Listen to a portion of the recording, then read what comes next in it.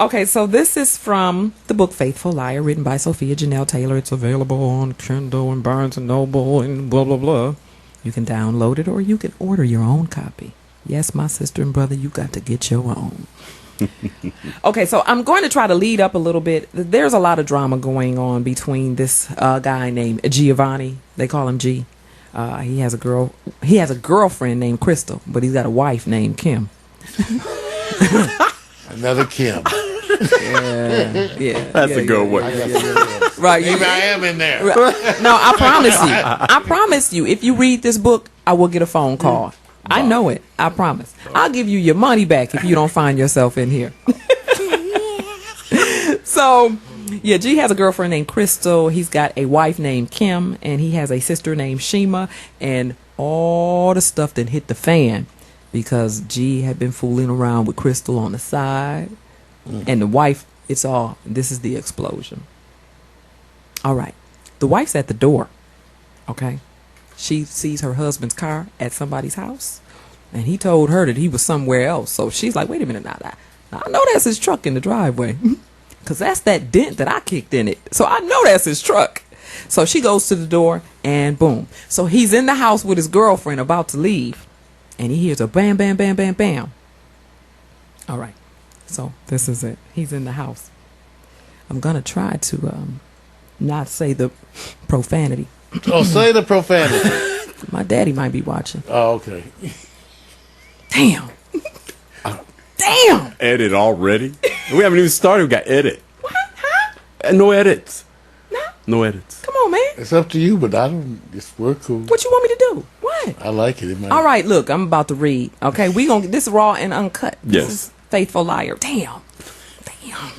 Well, I'll be damned. Oh my gosh, what is it? What is it? Crystal worriedly asked. Shh. Oh man. Don't say nothing. Just stay right there. Don't move. Don't say nothing. Go in the back room. He pointed and whispered frantically. For what? What's going on, G? Tell me something. You're scaring me. Just do what I told you to do. Go in the back room. He quietly yelled between clenched teeth. Why are you shouting at me? What's going on? Who's out there? That's it. I'm calling the police. Crystal said. No, you not. Just do what I told you to do.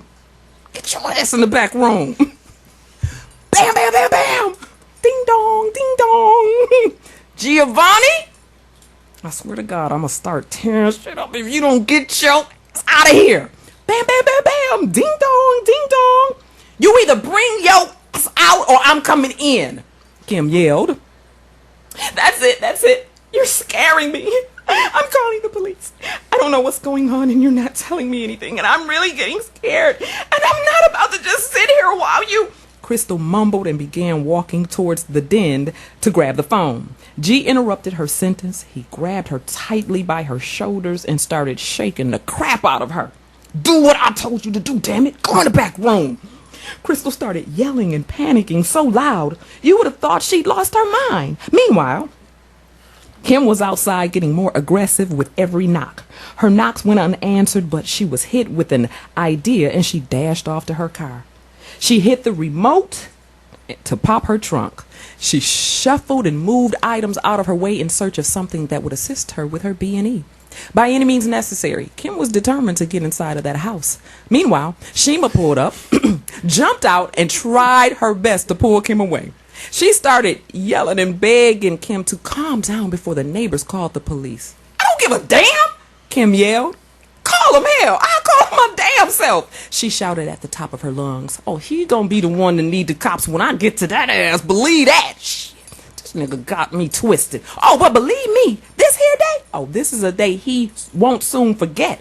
Oh, he gonna learn today, trust me, she mumbled to herself like a disoriented streetwalker.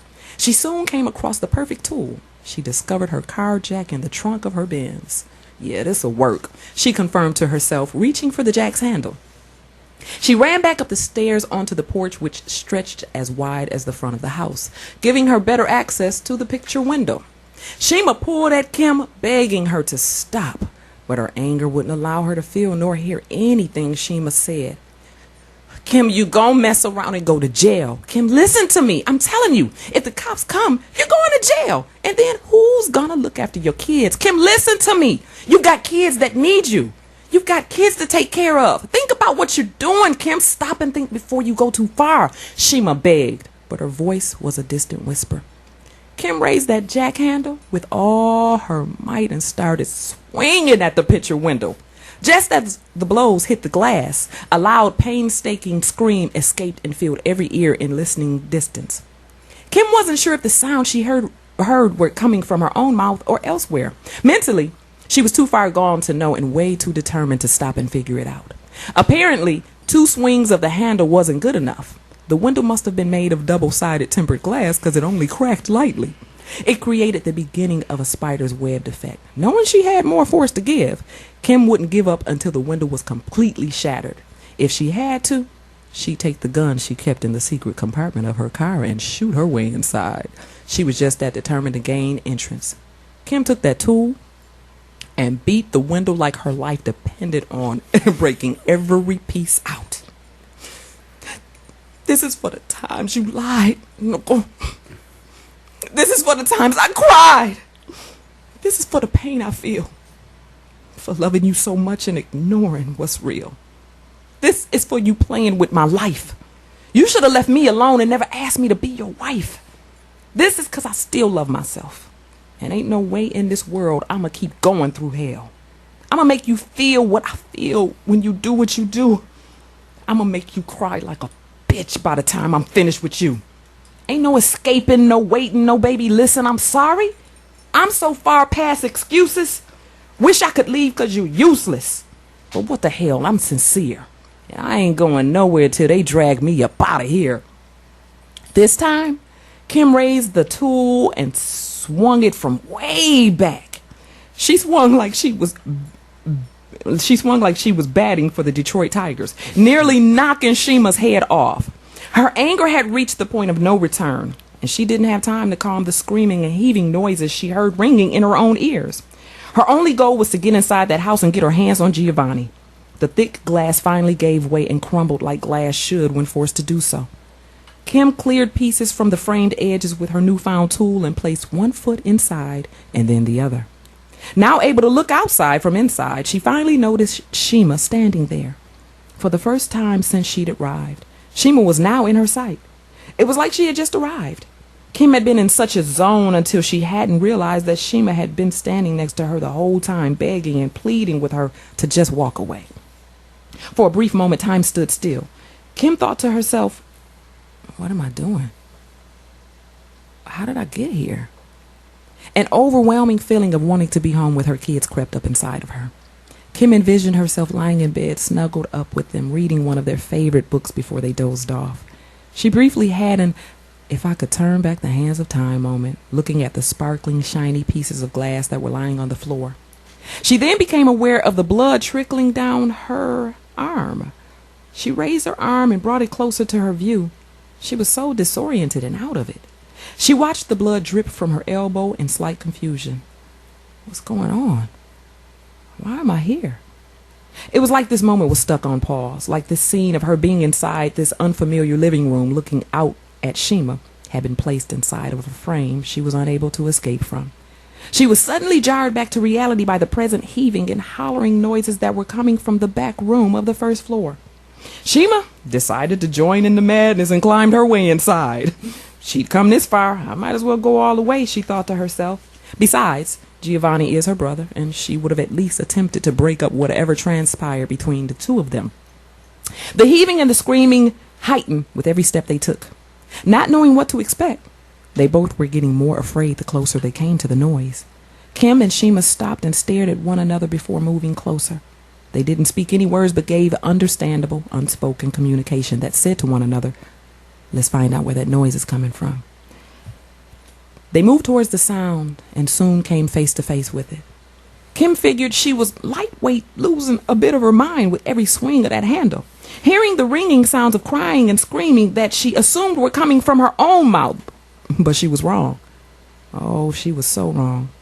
Much to her surprise, they walked towards the sounds and cautiously opened the already cracked open door. Kim and Shima were both afraid, but curious to know what or who was on the other side. Kim cautiously pushed the door open and came up on a young Caucasian girl lying on the floor in a puddle of blood. She was sweating profusely and crying out for help. Shima and Kim stood frozen with their eyes bucked wide open at the sight of this girl, obviously desperate and in immense pain. They weren't sure whether to get the hell out of there or to stay and help. Strangely enough, for these brief moments, Giovanni seemed to disappear from everybody's thoughts. The sole purpose for each of them being there totally escaped their minds. Help me! Help me, please! I don't want to die. I don't want to die! I don't want my baby to die! She cried out. Obviously, Kim and Shima weren't the only ones making an unannounced arrival. Crystal lay there in her own feces and bodily fluids, holding on to her protruding belly. She was preparing to bring a new life into this old world of pain. She was alone and desperate, and in need of someone, anyone, to make all her wrongs become right, if only for that moment. Crystal wanted to be cleansed of all of her mistakes. She wanted to start anew. All she wanted was for her baby to be all right. She needed more than anything to feel his heart beating, to look into his eyes and to see them looking back into hers. She ached at the thoughts of reciprocal affection with her child. I just want my baby to be okay, she said. Please help me. Help me save my baby. Crystal begged through her sweat and tears. Kim and Shima were stuck looking at one another with no clue about what they'd walked into. Kim walked over to the girl. She bent over her and said in the calmest voice she had, "Where is Giovanni?" Oh my God! He's coming! I can't wait! He's coming! Crystal screamed. Life is ironic, to say the least. The same legs her husband had been in between now lay open, facing Kim in preparation for G's baby's arrival. I'll stop there. Wow. Okay. Wow. That Wow. you took it to Yeah, that is heavy. the penthouse, didn't you? You took it upstairs, didn't you? Did I?